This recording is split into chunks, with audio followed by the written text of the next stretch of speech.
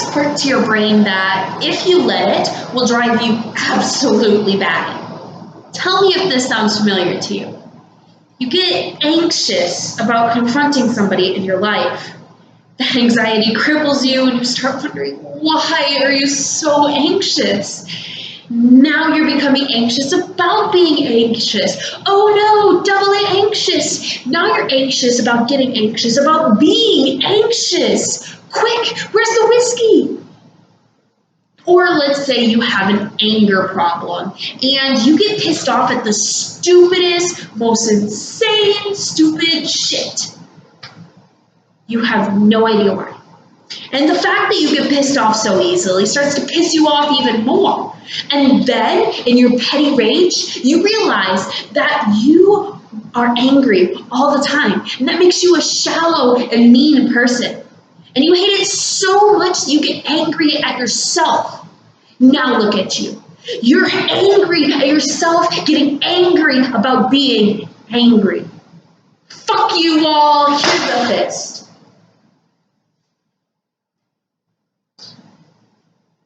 Welcome to the feedback loop from hell. According to the National Personnel Student Administrators, imposter syndrome causes first-generation college students to doubt their own anxieties, generate additional anxieties, doubt their abilities, and a fear of being a fraud. This is imposter syndrome, a fear of not belonging. I am a first-generation college student, and I have felt this dramatically throughout my education. In 2022, Best Colleges reported that more than a quarter of first-generation college students drop out within their first year, and 90% leave without a degree within 6 years. Mark Manson describes in his book a solution to imposter syndrome by teaching us that we need to focus less on some things and care more about others. The Subtle Art of Not Giving a Fuck by Mark Manson. Now here's the problem. Our society today, through all the wonders of consumer culture and, hey look, my life is better than yours, social media, has bred a whole new generation of people who believe that having negative experiences, anxiety, fear, guilt, etc. is totally not okay. I mean, look at your Facebook feed. Everybody there is having a fucking grand old time. Oh, look, 8 people got married this week. Oh my gosh, a 16-year-old got a Ferrari for her birthday. Meanwhile, you're at home flossing your cat. The feedback loop from hell has become a borderline epidemic, making many of us overly stressed, overly necrotic, and overly self-loathing. This is why not giving a fuck is so key. This is why it's going to save the world. And it's going to save it by accepting that the world is totally fucked. And that's all right. Because it's always been that way. And it always will be. By not giving a fuck that you feel bad, you short circuit that feedback loop from hell. And you say to yourself, I feel like shit. Who gives a fuck?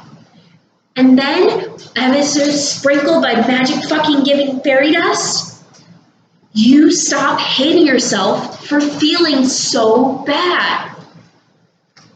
Here's the thing that's wrong with all those how to be happy shit that's been shared 8 million times on your Facebook feed in the past 10 years. Here's what nobody realizes about all of this crap. The desire for more positive experience is itself a negative experience. And paradoxically, the acceptance of one's negative experience is itself a positive experience. It's what the philosopher Alan Watts used to refer to as the backwards law. The idea that the more you pursue feeling better all the time, the less satisfied you become. As pursuing something only reinforces the fact that you don't have it in the first place. The more you desperately want to be rich, the more poor and unworthy you feel. regardless of how much money you actually make. The more desperately you want to be sexy and desired, the uglier you come to see yourself, regardless of your actual physical appearance. The more you want to be happy and loved, the lonelier and more afraid you become, regardless of those who surround you.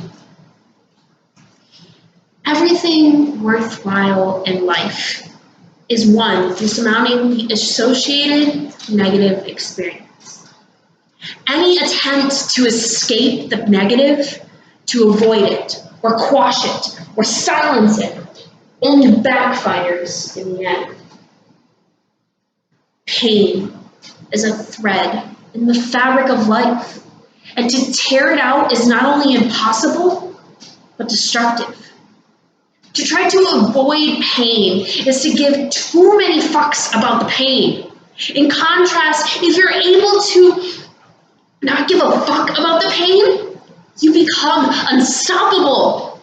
For myself, quitting my day job in finance after only 6 weeks to start an internet business ranks pretty high up there on my didn't give a fuck list, as well as selling most of my possessions and moving all the way to South America. Fucks given? None. Just went and did it. Those moments of non-fuckery are the moments that most define our lives. The major switch in careers, the spontaneous choice to drop out of college and join a rock band, or the decision to finally dump that deadbeat boyfriend of yours who you caught wearing your pantyhose a few too many times. To not give a fuck is to stare down at life's most terrifying and difficult challenges and still take action. While not giving a fuck may seem simple on the surface, it's a whole new bag of burritos under the hood. I have no idea what that means, but I don't give a fuck. There's a subtle art to not giving a fuck. What I'm talking about here is essentially learning how to focus your fucks and to learn to prioritize your thoughts effectively. How to pick and choose what matters to you and what does not matter to you based on finely honed principles. This is incredibly difficult. It takes a lifetime of practice and discipline to achieve. And you will regularly fail. But it's perhaps the most worthy struggle one can undertake in one's life.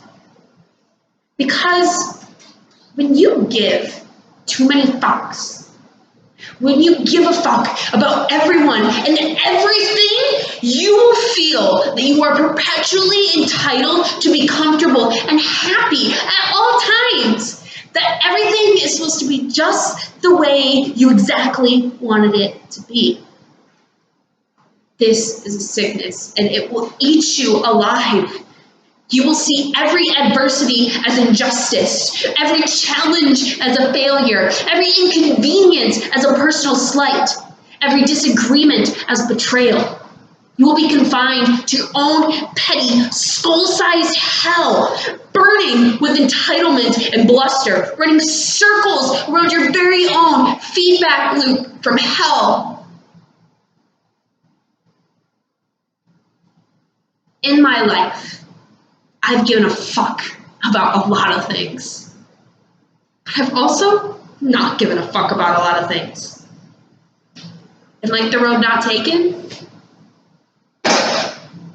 the fucks not taken that made the most difference.